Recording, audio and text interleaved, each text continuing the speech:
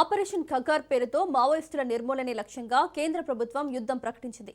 కర్రెగుట్టలపైన Maoist అగ్రనాయకులు లక్ష్యంగా 5,000కు పైగా భద్రతా బలగాలు కూంబింగ్ నిర్వహిస్తున్నాయి. సిఆర్పీఎఫ్, డీఆర్జీ, కోబ్రా బలగాలు కలిసి కర్రెగుట్టల్ని జల్లెడ పడుతున్నాయి.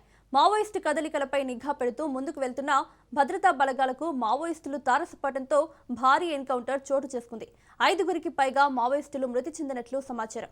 ఆపరేషన్ కర్రెగుట్టలపై ఛత్తీస్గఢ్, తెలంగాణ సరిహద్దు నుంచి మా రీజనల్ కోఆర్డినేటర్ చంద్రశేఖర్ మరింత సమాచారాన్ని అందిస్తారు. ఆపరేషన్ ఖగార్ క్లైమాక్స్ కు చేరుకుంటుందా? ప్రస్తుతం మొత్తం ఇటు కర్రెగుట్టలపై అయితే భద్రతా బలగాలు 5,000కు పైగా సిబ్బందితో అయితే మొత్తం కూంబింగ్ చేస్తున్న పరిస్థితి.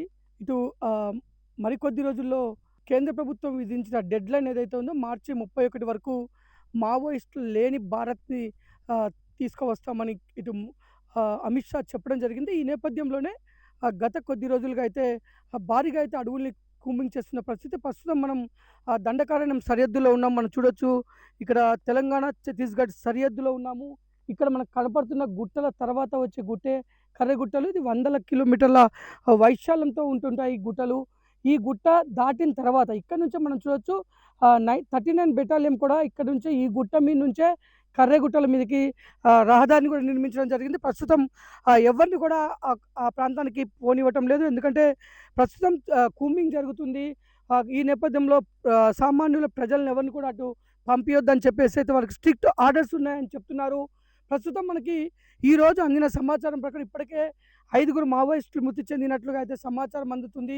అది కూడా వారు మృతి చెందిన వాళ్ళలో అగ్రనాయకత్వం కూడా ఉన్నట్లుగా సమాచారం అందుతుంది. ఎందుకంటే ఈ దేవుజీ ఇక్కడ ఉన్నాడు, ఎవరైతే తిరుపతి మావోయిస్ట్ చీఫ్ కమాండర్ ఉన్నాడో అతనితో పాటు మరికొంతమంది అగ్రనాయకులు ఉన్నారని పూర్తి సమాచారంతోనే ఇటు భద్రతా బలగాలు సిఆర్పిఎఫ్, కోబ్రా, డిఆర్జీ బలగాలు అయితే ప్రస్తుతం కర్రెగుట్టల్ని జల్లెడపడుతున్నాయి. ఈ నేపథ్యంలోనే జల్లా ప్రాంతంలో భారీ ఎన్కౌంటర్ చోటు చేసుకున్నట్లుగా, భారీ కాల్పులు జరిగినట్లుగా అయితే మనకి సమాచారం అందుతుంది. దాంట్లో 5గురు మృతి చెందినట్లుగా సమాచారం అందుతుంది. దాంట్లో ఎవరు ఉన్నారనేది మరికొద్ది సమయంలో మనకు తెలిసే అవకాశం ఉంది. ఇంకో పక్క ఇటు ములుగు, భూపాలపల్లి అడవుల్లో కూడా ఇటు దామోదర్తో పాటు మరికొంతమంది మావోయిస్ట్ అగ్ర నాయకులు ఉన్నారని కూడా తెలుస్తుంది. ఈ నేపథ్యంలో వారి గురించి కూడా కొంత ఇటు గ్రౌండ్స్తో పాటు ఎస్ఐబి స్పెషల్ పార్టీ పోలీసులు కూడా కూంబింగ్ చేస్తున్నారు. మొత్తం కూడా రహదారులు మొత్తం కూడా పోలీసులు దిగ్బంధం చేశారు. వెళ్తున్న ప్రతి వాహనాన్ని క్షుణ్ణంగా పరిశీలిస్తున్నారు. ఒకవేళ ఎన్కౌంటర్ జరిగిన ప్రాంతం నుంచి తప్పించుకున్న మావోయిస్టులు ఏమన్నా వేరే ప్రాంతానికి వెళ్ళే అవకాశం ఉన్న నేపథ్యంలోనే ఈ వాహనాలు తనిఖీ చేస్తున్నట్టు మనకు తెలుస్తుంది. అంతేకాదు మరికొద్ది రోజుల్లో మావోయిస్టు అగ్ర నాయకులు కూడా లొంగిపోయేందుకు ఇటు మాట్లాడుతున్నట్లు మనకు తెలుస్తుంది. ప్రస్తుతానికి ఇది దండకారణ్యంలోని ఈ అడవుల్లో అయితే మొత్తం భయానక పరిస్థితులు అయితే నెలకొని ఉన్నాయి. ఏ క్షణాన ఏం జరుగుతుంది, చనిపోయిన మృతుల్లో ఎవరుంటారనేది మాత్రం కొంత ఉత్కంగా ఉండటంతో ఇటు అడవుల్లో ఉన్న గ్రామాల్లో ఉన్న ఆదివాసీ ప్రజలు కూడా కొంత భయానికి గురవుతున్న పరిస్థితి అయితే నెలకొని ఉంది.